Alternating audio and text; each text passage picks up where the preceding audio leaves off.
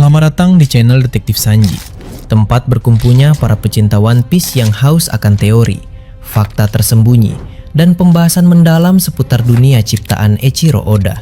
Di sini, kami tidak hanya mengikuti alur cerita, tapi juga menganalisis setiap petunjuk, menghubungkan fakta-fakta kecil yang sering terlewat, dan mencoba memecahkan misteri besar seperti siapa Joy Boy sebenarnya, apa tujuan sejati pemerintah dunia, hingga sejarah abad kekosongan yang selama ini ditutupi. Setiap video di channel ini disusun dengan riset yang mendalam, sudut pandang kritis, dan tentunya semangat nakama sejati.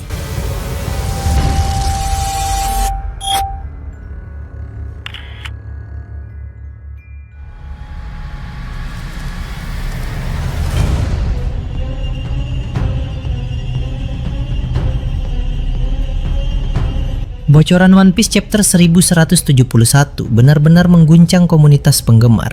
Informasi yang tersebar di berbagai forum menghadirkan nuansa kelam, berat, dan penuh tekanan sejak baris pertama. Chapter ini seakan tidak memberi ruang bernapas. Judulnya, Ragmir, langsung menjadi pusat perhatian. Nama itu bukan sekedar judul, melainkan simbol kekuatan kuno Elbaf yang selama ini hanya hidup dalam legenda. Palu Ragmir bukan senjata biasa. Ia adalah lambang kekuasaan, kehancuran, dan takdir. Palu yang diwariskan untuk sosok yang dianggap layak mengguncang dunia. Dan di chapter ini, akhirnya terungkap bahwa Ragmir bukan sekedar artefak kuno, melainkan alat yang akan menentukan masa depan Elbaf dan keseimbangan kekuatan dunia. Cerita dibuka dengan kilas balik 14 tahun silam, membawa suasana suram ke dalam kastil Aurus. Dinding-dinding batu raksasa kastil itu dipenuhi bekas kehancuran, tanah retak, pilar runtuh, dan jeritan para prajurit raksasa menggema di setiap sudut ruangan. Di pusat kekacauan itu berdiri Raja Harald, namun sosok yang terlihat bukan lagi raja yang dikenal oleh bangsa Elbaf. Setelah menerima tanda segel laut dalam, Harald telah berubah menjadi kesatria suci. Tubuhnya masih milik Elbaf, tetapi jiwanya telah direnggut sepenuhnya. Im Sama mengendalikan setiap gerakan, setiap ayunan tangan, setiap amukan tanpa ampun. Raja yang seharusnya melindungi bangsanya kini menjadi alat pembantai paling mengerikan. Para prajurit raksasa mencoba menghentikan amukan itu, namun satu persatu tumbang tanpa mampu memberikan perlawanan berarti. Setiap serangan Harald terasa seperti bencana alam. Kekuatan fisiknya meningkat berkali-kali lipat, ditambah kemampuan regenerasi instan yang membuat setiap luka pulih dalam hitungan detik. Tidak ada celah, tidak ada kelemahan. Bahkan para tetua dan pendekar terkuat Elbaf tak sanggup menghentikannya. Kastil Aurus berubah menjadi neraka. Jika tidak ada yang menghentikan Harald, maka Elbaf akan hancur dari dalam, dan pemerintah dunia akan dengan mudah menguasai negeri para raksasa itu tanpa perlu menggerakkan armada. Di tengah keputusasaan itu, satu sosok maju ke depan, Loki, pangeran Elbaf yang selama ini dipandang kontroversial, liar, dan sulit dikendalikan. Namun pada hari itu, Loki berdiri sebagai satu-satunya harapan. Setelah mengonsumsi buah iblis legendaris Elbaf dan menggenggam palu Ragmir, kekuatan sejati Loki akhirnya bangkit sepenuhnya. Aura mengerikan menyelimuti tubuhnya, setiap langkah mengguncang lantai kastil. Setiap ayunan palu memecah udara. Pertarungan antara Loki dan Harald bukan sekedar duel, melainkan benturan antara kehendak bebas dan kendali mutlak. Harald menyerang tanpa ragu, memanfaatkan kekuatan kesatria suci yang telah diperkuat langsung oleh Im Sama. Namun Loki tidak mundur. Palu Ragmir dihantamkan dengan haki tingkat tinggi yang belum pernah disaksikan sebelumnya oleh para raksasa. Benturan pertama saja sudah cukup untuk membuat seluruh kastil bergetar. Pertarungan berlangsung brutal, cepat, dan penuh kehancuran. Dalam satu momen krusial, Loki mengerahkan seluruh kekuatan buah iblisnya, menggabungkannya dengan haki yang menggelegar, lalu menghantamkan palu Ragmir ke tubuh Harald dengan serangan pamungkas yang terasa seperti hukuman para dewa. Tubuh Harald terpental, regenerasinya terhenti, dan untuk pertama kalinya, kesatria suci itu jatuh. Kematian Raja Harald menjadi peristiwa yang mengguncang sejarah Elbaf. Kastil Aurus terdiam, tidak ada sorak kemenangan, tidak ada teriakan, hanya keheningan yang dipenuhi keterkejutan. Jarul, Gaban, dan para raksasa lain yang menyaksikan kejadian itu tidak dapat mempercayai apa yang baru saja terjadi. Seorang kesatria suci, raja yang bahkan di masa lalu mampu menghadapi monster sejarah seperti Rox, akhirnya tewas. Loki, seorang pangeran muda Elbaf, telah membunuh sosok yang dianggap tak terkalahkan. Namun dampak dari kematian Harald tidak berhenti di Elbaf. Jauh di Marigoas, di dalam ruang bunga yang sunyi dan megah, Imsama tiba-tiba terhuyung. Napasnya memburu. Tubuhnya bereaksi seolah menerima serangan langsung. Rasa sakit menjalar, bukan hanya secara emosional, tetapi juga secara fisik. Imsama terkejut, tidak pernah terbayangkan bahwa Harald yang telah diberi kekuatan tambahan sebagai kesatria suci masih bisa dikalahkan. Selama ini, Harald dianggap sebagai makhluk terkuat di Elbaf, namun kenyataan berkata lain.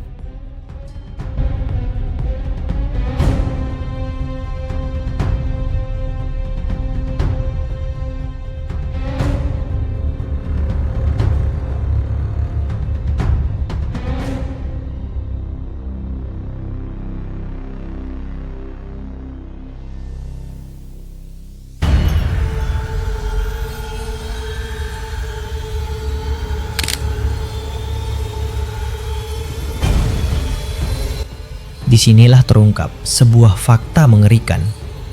Setiap kesatria suci terikat kontrak langsung dengan Imsama melalui tanda segel laut dalam.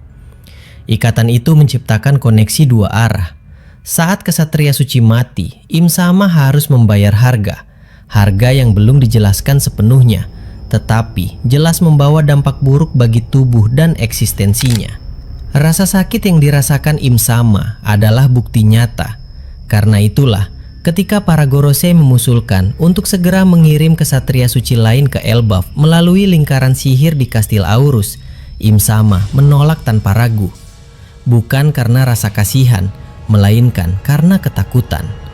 Setiap kematian kesatria suci berarti risiko bagi dirinya sendiri. Pernyataan itu secara tidak langsung membuka celah terbesar untuk menjatuhkan penguasa dunia. Cara untuk melemahkan Imsama bukan dengan menyerang secara langsung, melainkan dengan menghabisi para kesatria suci. Semakin banyak yang mati, semakin besar harga yang harus dibayar, semakin besar penderitaan yang dirasakan. Di timeline saat ini terdapat 3 kesatria suci yang berada di Elbaf, Gunko, Somers, dan Killingham. Gunko menjadi yang paling berbahaya karena tubuhnya dirasuki langsung oleh Imsama. Setiap gerakannya adalah kehendak sang penguasa dunia. Mengalahkannya secara langsung bukan perkara mudah. Namun, Somers dan Killingham berada di level yang berbeda. Kekuatan dan kemampuan tempur mereka tidak sebanding dengan petarung kelas atas seperti Luffy, Loki, dan para pejuang utama Elbaf. Dibandingkan dengan Harald, mereka hanyalah kesatria suci level menengah. Strateginya menjadi jelas dan kejam. Somers dan Killingham harus dikalahkan, bukan hanya dijatuhkan, tetapi dibunuh. Setiap nyawa yang hilang akan menjadi pukulan telak bagi Imsama. Loki yang pernah membunuh Harald jelas memiliki kemampuan untuk melakukannya lagi. Setelah Somers dan Killingham tewas, penderitaan Imsama akan mencapai titik kritis. Pada saat itulah, tubuh Gunko yang dirasuki akan melemah. Gunko harus dikalahkan, tetapi tidak boleh dibunuh. Gadis itu memiliki keterkaitan dengan masa lalu Brook, dan keberadaannya diyakini akan menjadi kunci perkembangan karakter Brook di Elbaf. Setelah Gunko tumbang, Imsama akan terpaksa meninggalkan tubuh tersebut. Rencana ini menjadi satu-satunya jalan yang masuk akal untuk menantang penguasa dunia tanpa menghancurkan segalanya. Kilas balik 14 tahun lalu pun menyingkap kebohongan terbesar pemerintah dunia. Imsama menyatakan bahwa Elbaf tidak akan pernah diizinkan menjadi afiliasi pemerintah dunia. Alasannya sederhana namun mendalam. Elbaf memiliki hubungan dengan dengan sejarah yang telah dihapus, dan dengan Dewa Matahari Nika yang dipuja oleh bangsa raksasa. Hal itu membuat Elbaf menjadi ancaman ideologis yang tidak bisa ditoleransi. Raja Harald sejak awal hanya dimanfaatkan. Janji afiliasi hanyalah umpan palsu. Pemerintah dunia tidak pernah berniat menepatinya. Tujuan mereka hanya satu, menundukkan Elbaf sepenuhnya dan menjadikannya alat kekuasaan. Naifnya Harald mempercayai janji tersebut, hingga akhirnya kehilangan kendali atas tubuh dan jiwanya sendiri. Keputusan itu hampir menghancurkan seluruh bangsa Elbaf. Jika bukan karena Loki yang menghentikan amukan tersebut, maka Elbaf sudah lama jatuh di bawah kekuasaan pemerintah dunia. Kastil Aurus menjadi saksi kelahiran sebuah legenda. Di sana, Jarul, Gaban, dan Sangs menyaksikan momen ketika seorang pangeran Elbaf membunuh rajanya sendiri demi menyelamatkan bangsanya. Sejak hari itu, nama Loki tidak lagi sekedar pangeran. Ia menjadi simbol perlawanan, simbol kehendak bebas, dan simbol awal dari runtuhnya dominasi bayangan yang selama ini mengendalikan dunia dari balik layar. Jarul dan Gaban berdiri membisu. Udara di sekeliling terasa berat, seakan dunia bawah Elbaf ikut menahan napas. Mata mereka membelalak, bukan karena takut, melainkan karena keterkejutan yang terlalu dalam untuk segera dicerna. Segala keyakinan yang selama ini tertanam runtuh dalam sekejap. Di tengah ketegangan itu, satu sosok justru tampak berbeda. Sangs berdiri tanpa banyak gerakan, wajahnya setengah tertutup bayangan, ekspresinya sulit dibaca. Namun di balik ketenangan tersebut, badai besar sedang bergemuruh. Kesadaran pahit akhirnya muncul dengan jelas. Pada saat itu, kekuatan yang dimiliki ternyata belum cukup. Tidak cukup untuk menghentikan Harald, tidak cukup untuk mencegah kehancuran.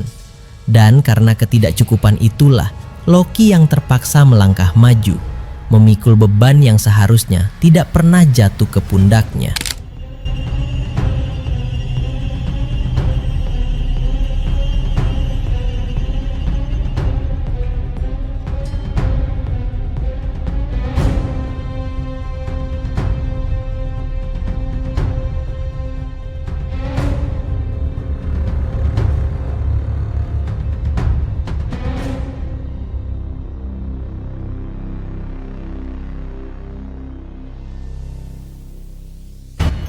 Padahal di masa lalu, ketika masih berada di Merijois, Sangs adalah simbol kejayaan.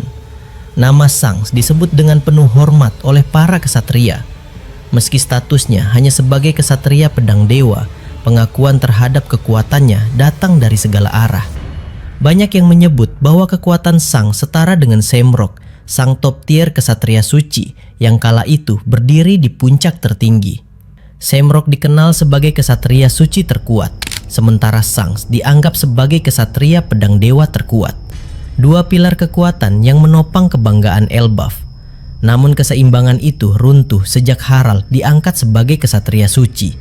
Sejak saat itu, gelar terkuat tak lagi diperdebatkan. Harald berada di atas segalanya. Akan tetapi, semua keyakinan itu hancur ketika Loki berhasil mengalahkan Raja Harald. Sebuah kenyataan brutal menghantam pikiran Sangs tanpa ampun. Loki, sosok yang selama ini dicap sebagai monster, berdiri di atas raja, di atas kesatria suci, di atas legenda. Pada momen itulah Sangs menyadari satu hal yang tak bisa disangkal. Loki lebih kuat dari semua kesatria suci, lebih kuat dari Semrok, lebih kuat dari dirinya sendiri saat itu. Kesadaran tersebut bukan hanya menimbulkan keterkejutan, melainkan juga memicu tekad yang mengeras seperti baja. Sejak hari itu, hanya ada satu tujuan, melampaui batas yang pernah ada. Tekad tersebut tidak berhenti sebagai keinginan kosong. 6 tahun lalu, dunia menyaksikan hasilnya. Sangs bertarung habis-habisan melawan Loki. Pertarungan yang tidak mudah, tidak singkat, dan tidak sepihak. Dua kekuatan raksasa saling menghantam dengan seluruh kemampuan yang dimiliki. Pada akhirnya, Sangs keluar sebagai pemenang, membawa Loki kembali ke Elbaf dan membelenggunya dengan rantai batu laut.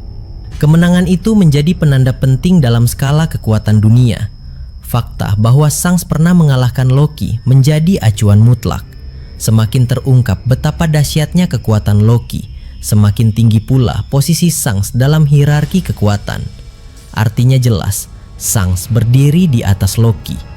Maka setiap aksi luar biasa yang Loki perlihatkan saat ini sesungguhnya adalah bayangan dari kekuatan Sangs yang sekarang. Kekuatan yang terus berkembang sejak 6 tahun lalu. Kilas balik itu pun berakhir, membawa cerita kembali ke masa kini. ke dunia bawah Elbaf yang kelam dan sunyi. Di tempat inilah kebenaran yang selama bertahun-tahun terkubur akhirnya terungkap. Hajrudin berdiri dengan dada terasa sesak. Fakta yang baru diketahui menghantam perasaannya tanpa belas kasihan. Loki tidak membunuh Raja Harald karena ambisi, pengkhianatan, atau keinginan merebut kekuasaan. Tindakan itu dilakukan karena paksaan keadaan. Selama ini, Loki menanggung beban kesalahpahaman yang kejam. Seluruh Elbaf menudingnya sebagai pembunuh raja, pencuri buah iblis legendaris, dan pengkhianat terbesar dalam sejarah. Padahal kenyataannya jauh lebih tragis. Harald telah kehilangan kendali. Kekuatan dunia lain merasuki tubuh dan pikirannya, mengubah sang raja menjadi ancaman nyata bagi seluruh warga Elbaf. Desa demi desa berada di ambang kehancuran. Dalam sisa kesadaran yang tersisa, Harald membuat keputusan terakhir. Di ruang penyimpanan rahasia, Raja memerintahkan Loki untuk memakan buah iblis legendaris Elbaf. Hanya dengan kekuatan itu, amukan dapat dihentikan. Loki menuruti perintah tersebut. Dengan tangan gemetar dan hati yang hancur, buah iblis itu dimakan. Kekuatan mengerikan mengalir, dan dengan kekuatan itulah Harald akhirnya dihentikan. Elbaf selamat. Namun harga yang harus dibayar begitu kejam. Sang penyelamat berubah menjadi penjahat. Loki diasingkan, dibenci, dirantai, dan dijadikan simbol keburukan. Hajrudin akhirnya memahami betapa beratnya beban yang dipikul selama belasan tahun. Kesepian, kebencian, dan stigma menghancurkan hidup seorang pangeran yang sebenarnya rela mengorbankan segalanya demi rakyatnya. Rasa bersalah menggerogoti hati Hajrudin. Sejak saat itu, ikatan persaudaraan yang retak perlahan mulai menemukan jalannya kembali. Di tengah semua itu, satu sosok sejak awal tidak pernah sepenuhnya percaya pada cerita yang beredar. Insting alami Luffy kembali menunjukkan ketajamannya. Sejak pertemuan pertama, meski mendengar banyak kisah buruk, perasaan yang muncul justru berbeda. Setelah berbincang singkat, kesimpulan sederhana terbentuk. Loki tidak seburuk yang digambarkan, dan kebenaran akhirnya membuktikan hal tersebut. Di balik sikap kasar dan aura mengintimidasi, Loki adalah sosok yang tulus dan bertanggung jawab. Hajrudin pun mengambil keputusan besar. Sisa-sisa rantai yang masih membelenggu tubuh Loki dilepaskan satu persatu. Bunyi logam yang jatuh ke tanah bergema di dunia bawah. Untuk pertama kalinya setelah bertahun-tahun, Loki berdiri sebagai makhluk yang benar-benar bebas.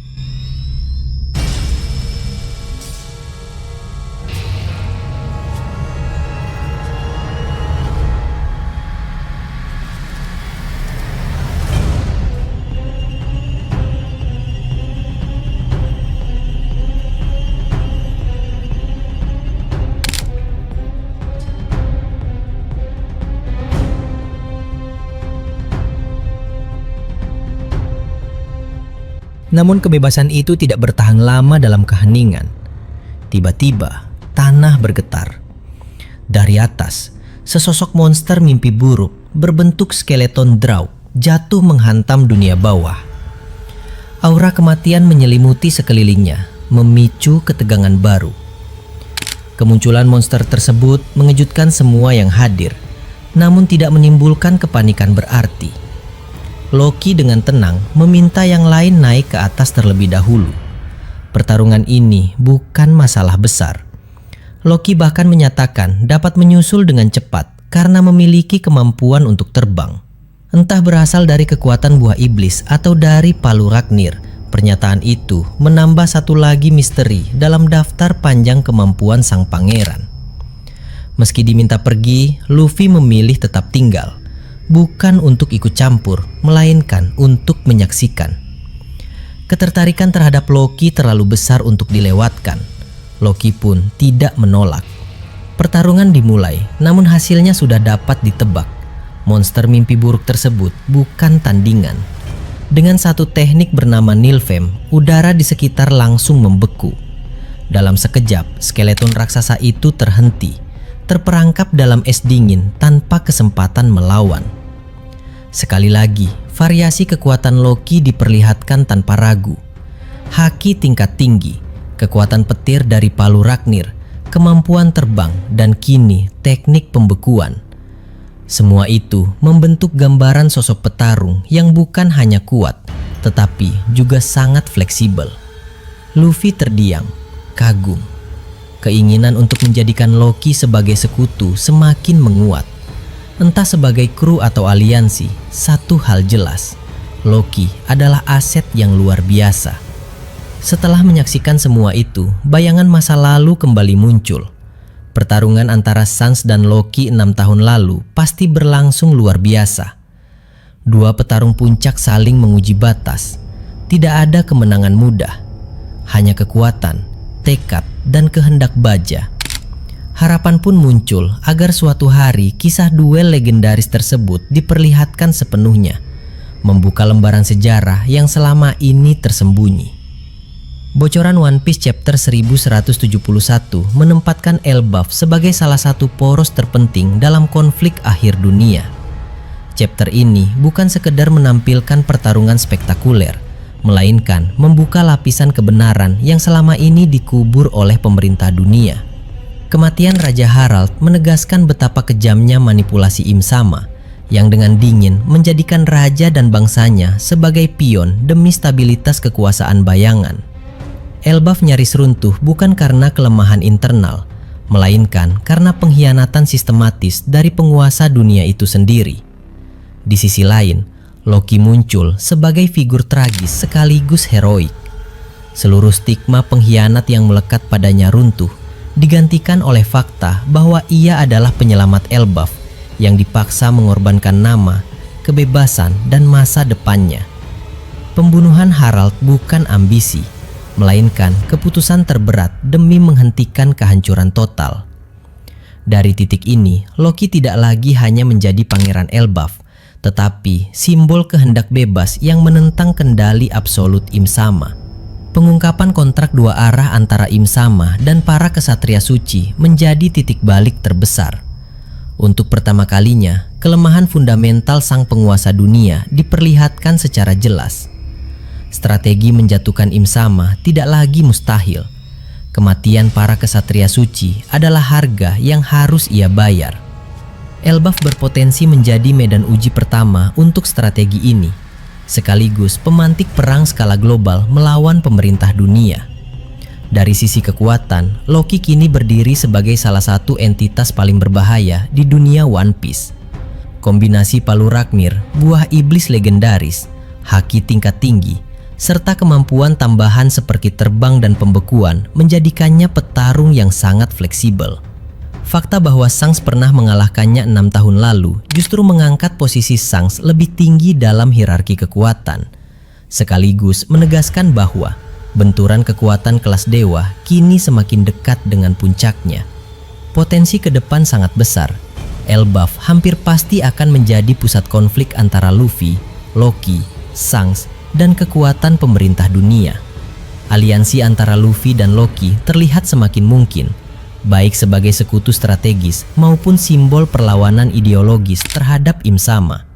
Keterlibatan Gunko serta kaitannya dengan masa lalu Brook membuka jalur perkembangan karakter yang lebih emosional dan mendalam. Selain itu, terbukanya rahasia Elbaf tentang D, Nika, dan sejarah yang dihapus menandakan bahwa kebenaran dunia sudah berada di ambang terungkap. Singkatnya, chapter 1171 bukan hanya bab kelam penuh tragedi, tetapi fondasi bagi runtuhnya dominasi Im Sama. Elbaf bukan lagi negeri legenda. Ia telah berubah menjadi titik awal kehancuran penguasa dunia, dan Loki berdiri di garis depan sebagai bukti bahwa kehendak bebas masih mampu melawan takdir yang dipaksakan.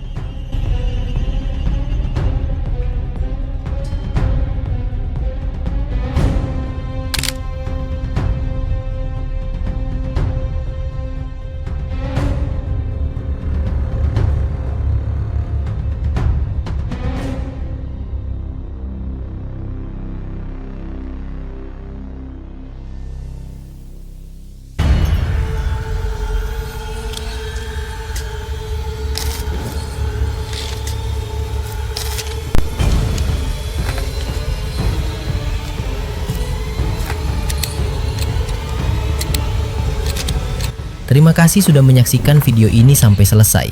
Kalau kalian menikmati konten ini, jangan lupa klik tombol like, tinggalkan komentar di bawah, karena semua teori dari kalian juga sangat berarti dan bisa jadi bahan diskusi di video berikutnya. Dan tentu saja klik subscribe, serta aktifkan lonceng notifikasi, supaya kalian tidak ketinggalan update terbaru dari kami. Sampai jumpa di video selanjutnya.